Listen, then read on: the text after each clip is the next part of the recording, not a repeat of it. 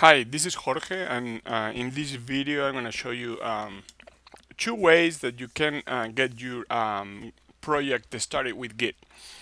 So at this point, you should have already Git installed for your operating system. So if you're using Windows, you'll have Git Bash for Windows, so you'll be able to open a terminal like similar to this one. The same thing for Windows, I mean for Mac or for Linux. I'm working on Linux, so I already have everything set up. I'm in this projects folder, and the first thing that we're gonna do, the first way to do it is gonna be to create the Git repository locally. We'll add a couple of files to it just as an example, and then we'll upload everything to Bitbucket.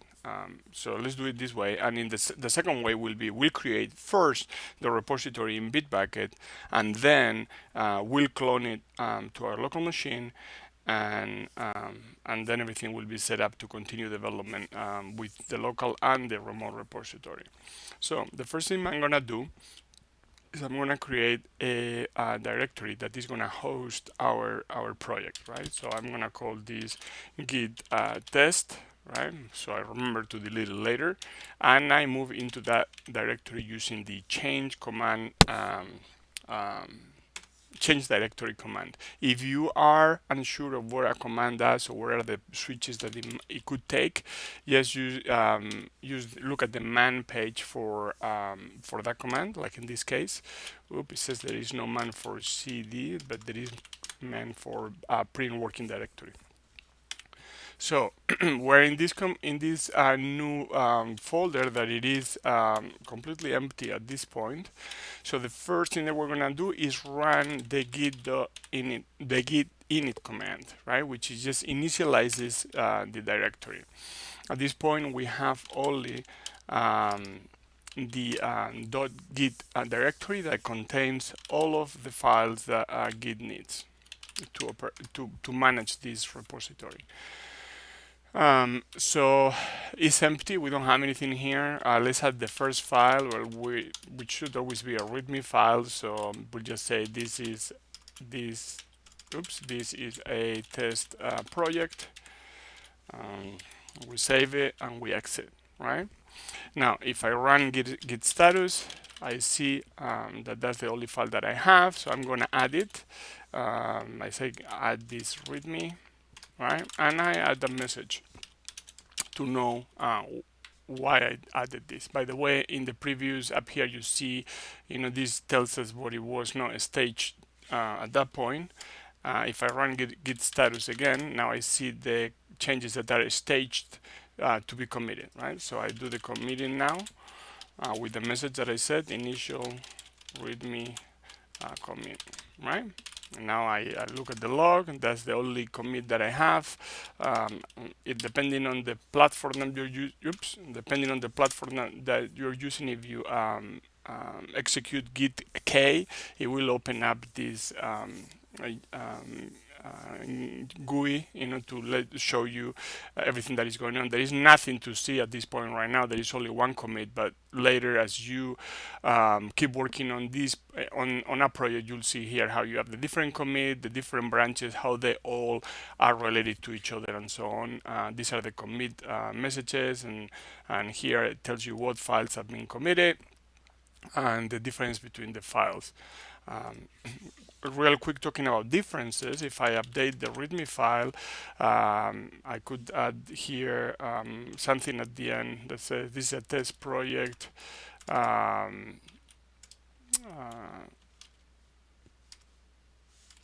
Sorry, this is a text project on Git.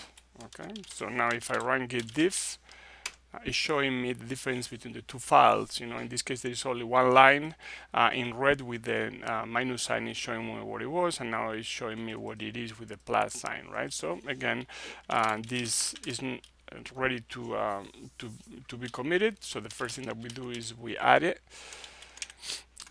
So now it's staged to be committed, and now I commit it with a message, updated README file. That's it.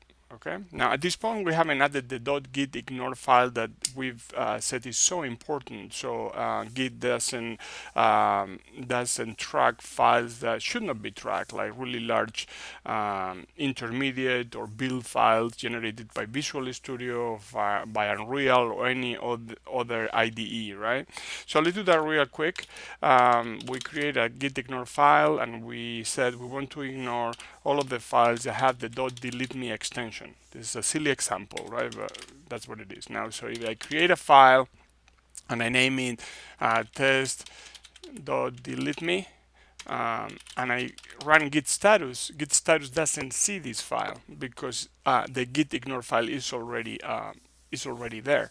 By the way, the git ignore file is normally also committed to Git, right? It's also tracked by Git, so whoever else is working on the project can get the same configuration for Git as as everybody else, right? So we add it, so we stage it to be committed, and now we commit it with a message saying initial version of git ignore. Okay, now if we look at log, we have 3 commits, the initial version of the readme, then we updated it, and now we have the initial version of git ignore. Note this here, these unique strings, right, that you can use to reference specific commits. This is more advanced, but if you wanted to do this, it would just show you information, about that commit. Anyway, so where I was, okay, so we have our local repository, right? We see everything that is going on with it. We could see it through the GUI as well. But now we want to upload all of these to a Bitbucket repository, where we're gonna host the repository for everybody to share. Okay, so we need to go here to Bitbucket. You have your account. You go into your main dashboard and the repositories. We click plus, and then we're gonna create a new repository. Okay, and we're gonna call this repository git test. This is a private repository. Don't include a readme. We're gonna do that. It's of type git. Okay, so we create it, boom, and now it gives us some information, a couple how to handle a couple of scenarios. The one that we are really that we're worried about here is this one: get your local repository on Bitbucket. All right, we already have it. We've created in locally, so we are don't even have to do step 1. We are already inside of the directory. What we need to do is run this command. All right, it says git add remote, git remote add. This is going to be the origin repository. It's the name of Bitbucket. This is going to be referred as origin from this point forward, and we need to. This is going to be the URL, to access it. Okay, so I copy this. I go back to our local folder here. I'm going to clear this so we start from the top, and I run this. Cool. All right, now the second command here is telling Git to push the latest that I have locally to origin. And remember that we just said that origin is this repository that is hosted by Bitbucket, right? And this is the last word of that command is the branch. Right now we only have one branch, which is master, so we're saying push our master branch to origin, and origin is the remote repository. So here it's asking me for my password, and I don't remember this. Let me see.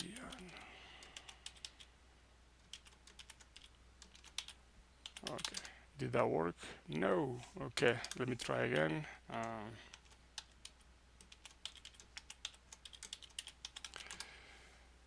Okay, it worked. Okay, so I pushed that to the remote. Now, real quick, if you do git branch, it's telling you that it tells you that you're on the master branch. We don't have any other branches. And if you type git remote -v, it tells you the information about the remote repositories that are linked to this local repository. And we see here that we have origin refers to the Bitbucket repository, Git test, for both pushing and pulling. All right. So there you have it. If you go back now and update this repository, you see that we have two files. We have a few commits. There are no branches. There's only the master branch, but that's the only one, and so on.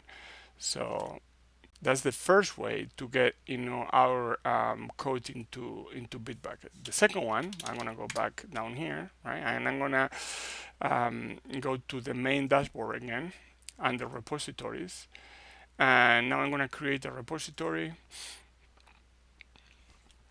and I'm gonna call it git test 2. Okay, this is gonna be private as well. Git no don't include a readme file. I create a repository. Now the scenario that we have here is that it already exists, right? But we don't have anything locally. So what we do is we're gonna clone it, right? So we type git clone, then the URL of the Bitbucket repository, right? And then here what directory I want this repository to live in our local machine, right? So I'm gonna call it git test 2. All right, and I go ahead, and it's doing the clone. It's asking me for the password again.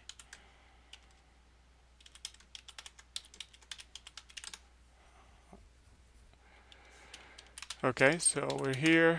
We go to git test 2. It's telling me that it's empty. But if I type git remote-v, as before, we see the origin now refers to this URL, which has the chewing. That is a different repository than the one from before. So now I could create a README file and say here second git test repository. Okay, save it. Git status, I see that there is this one file that is untracked at this point, so I'm gonna add it to the, and right now I'm adding it to the local repository that is in my machine, right? I commit it, initial readme file, okay? And now if I go git status again, my local repository is running, is up to date, but I want to push these changes to the remote repository. So I'm gonna do it like this. Okay, I'm saying push the master branch, push the current branch in my that I'm working on my local copy of the repository right now, push it to the origin remote repository, which is the one in Bitbucket, to its master branch. So I do that. Ask me the password again.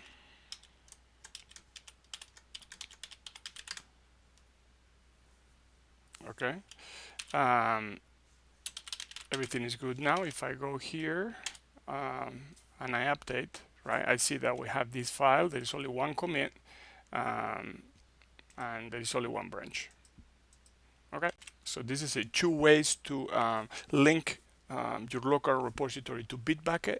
The first one, creating the repository locally first using the command git init, then creating the repository in Bitbucket and uploading what you already have there. The second one, creating the repository in Bitbucket first, cloning it locally, and then start working with it and updating.